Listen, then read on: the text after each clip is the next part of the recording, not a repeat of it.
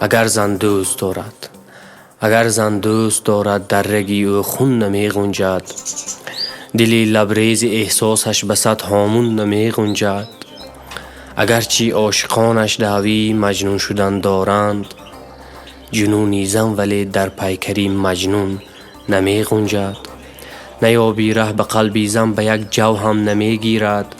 به جز مهری تو در جانش زری قارون نمی غنجد.